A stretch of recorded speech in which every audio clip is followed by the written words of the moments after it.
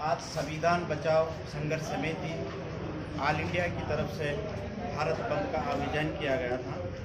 ऐलान किया गया था, जिसको बसव कल्याण में मुख्तलिफ मजहब,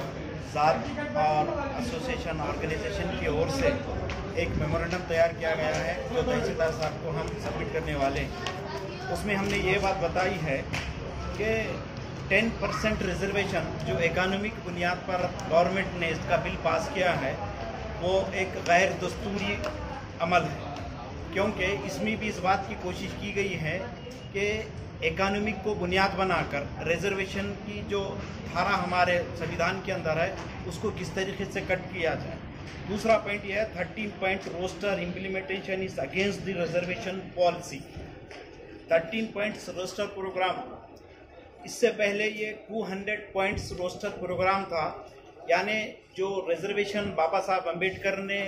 संविधान के द्वारा दिया था यहाँ के कुचले टूटे फूटे गरीब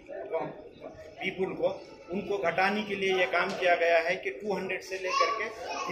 13 पॉइंट तक लाया गया। अभी हम आए दिन पेपरों में ये बात भी देखते हैं कि आदिवासियों के लिए, आदिवासी जो यहाँ का मूल निवासी है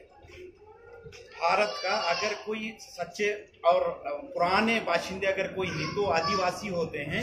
इन संविधान बचाओ संघर्ष समिति की तरफ से आयोजित आज 5 मार्च भारत बंद का जो ये कार्यक्रम है, इस कार्यक्रम का मुख्य उद्देश्य बताने का काम अभी मेरे साथी ने किया। मैं ज़्यादा वक्त न लेते हुए 2 बातें कहने की कोशिश करूँगा कि भारत में जो जाति व्यवस्था है उस जाति व्यवस्था का डिस्क्रिमिनेशन की वजह से डॉक्टर बाबा साहब अम्बेडकर ने संविधान में रिजर्वेशन की पॉलिसी लागू की थी और कहा यह जाता है कि जिस आधार पर हमें डिस्क्रिमिनेशन होता है उसी आधार पर रिजर्वेशन दिया जाता है। हम जब सब जानते हैं सालों से जाति व्यवस्था के आधार पर डिस्क्रिमिनेशन हुआ, इसलिए रिजर्वेशन उसी आधार पर दिया गया।